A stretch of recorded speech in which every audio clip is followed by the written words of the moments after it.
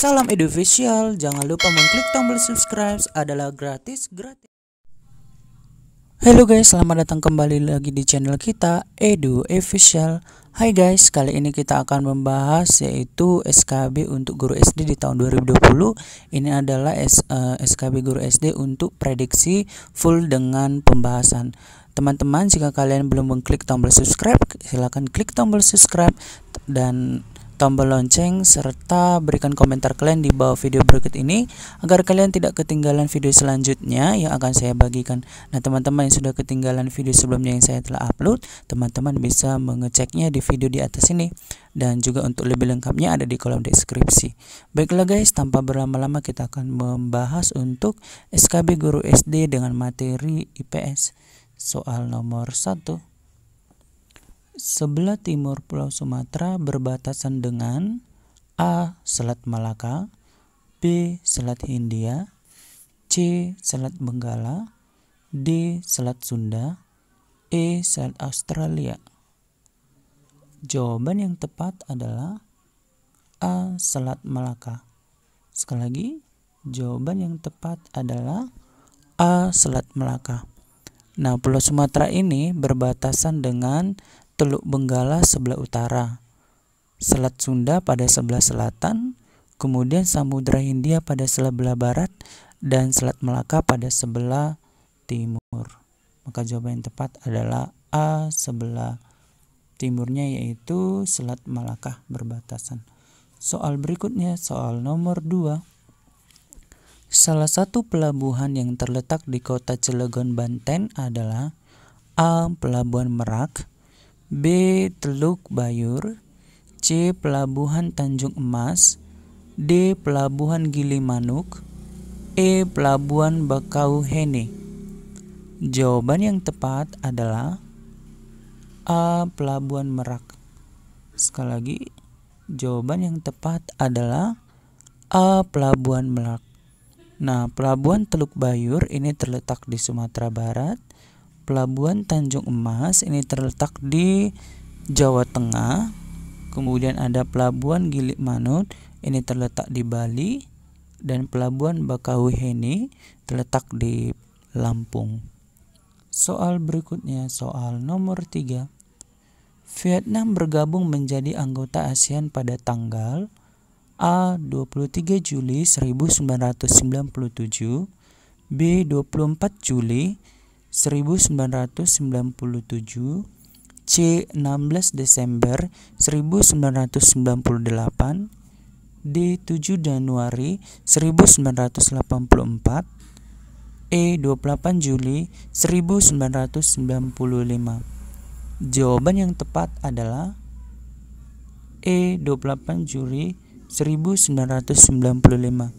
Sekali lagi, jawaban yang tepat adalah E. 28 Juli 1995. Anggota ASEAN, Myanmar, bergabung menjadi anggota ASEAN pada tanggal 23 Juli 1997. Kemudian Laos juga pada tanggal 23 Juli 1997.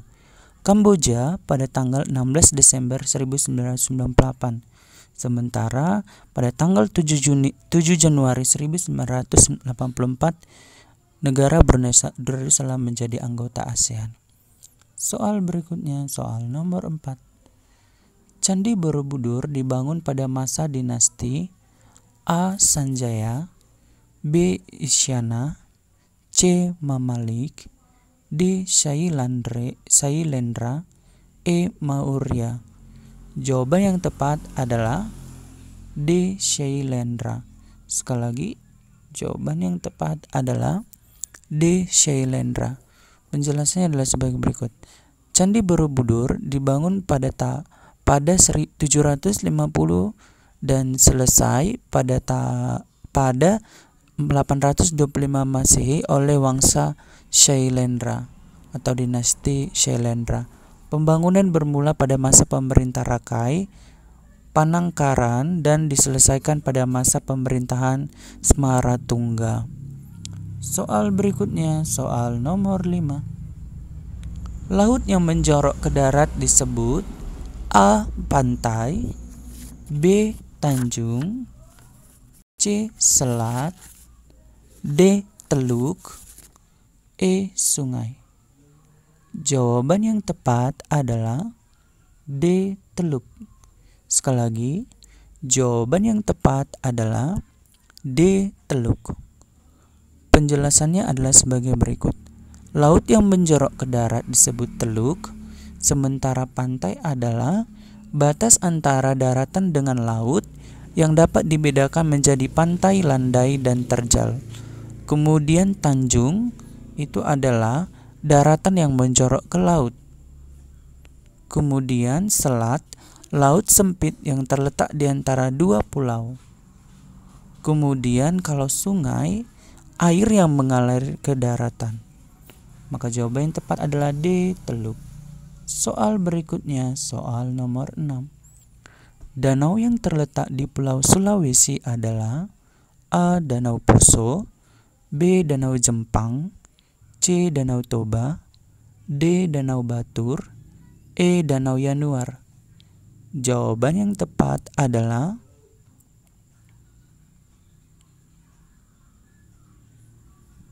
Danau Poso. A. Sekali lagi, jawaban yang tepat adalah Danau Poso. A. Danau Jempang terletak di Kalimantan. Ada juga Danau Semayang. Danau Toba terletak di Pulau Sumatera. Ada juga Singkarak. Kemudian Danau Batur dan Bratau itu terletak di Pulau Bali. Yanuar terletak di Pulau Papua. Jawaban yang tepat adalah Danau Poso dan Matama terletak di Pulau Sulawesi. Soal berikutnya, soal nomor 7. Rumah adat yang berasal dari suku Minangkabau adalah A. Honai, B. Jabu Persantian, C. Lamin, D. Joklo, E. Gadang. Jawaban yang tepat adalah E. Gadang. Sekali lagi, jawaban yang tepat adalah E. Gadang. Honai berasal dari suku Asmat. Jabu Persantian berasal dari suku Batak. Lamin berasal dari suku Dayak. Joklo berasal dari suku Jawa. Dan Gadang berasal dari suku Minangkabau. Soal berikutnya, soal nomor 8. Tarian daerah yang berasal dari suku Bali adalah A. Sudati, B. Iapong, C. Pendet, D. Gambyong, E. Maengket. Jawaban yang tepat adalah C. Pendet. Sekali lagi, jawaban yang tepat adalah C. Pendet.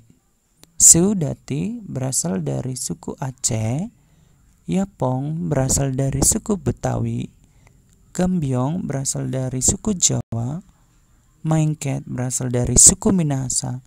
Dan Pendet berasal dari suku Bali. Soal berikutnya, soal nomor 9.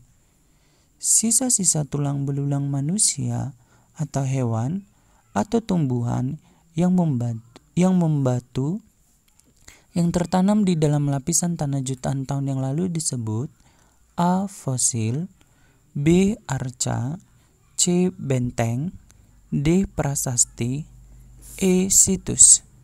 Jawaban yang tepat adalah A. Fosil. Sekali lagi, jawaban yang tepat adalah A. Fosil. Fosil disebut sisa-sisa tulang belulang manusia atau hewan atau tumbuhan yang membatu yang tertanam di dalam lapisan tanah jutaan tahun yang lalu.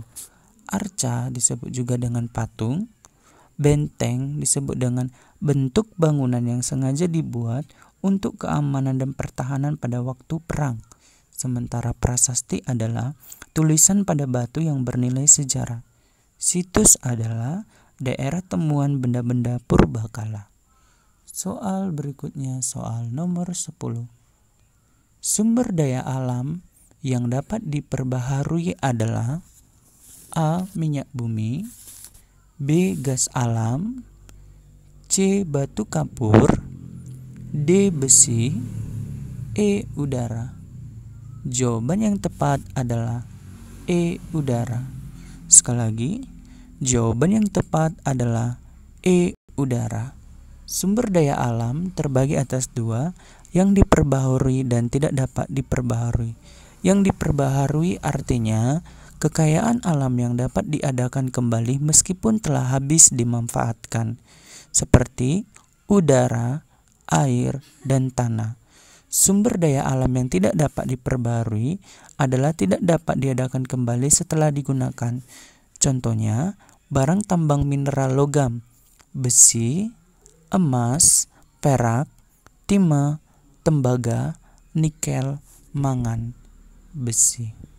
Kemudian, barang tambang energi, misalnya minyak bumi, gas alam, dan batu bara. Kemudian barang tambang bukan logam, seperti batu kapur dan yodium. Demikianlah prediksi soal dan full pembahasan untuk Sabi Guru SD materi IPS Ilmu Pengetahuan Sosial. Semoga bermanfaat dan bisa dibagikan kepada teman-teman. Untuk lebih lengkapnya, teman-teman jangan lupa untuk mengklik tombol subscribe dan ikuti terus video kita selanjutnya. Salam Edu Official.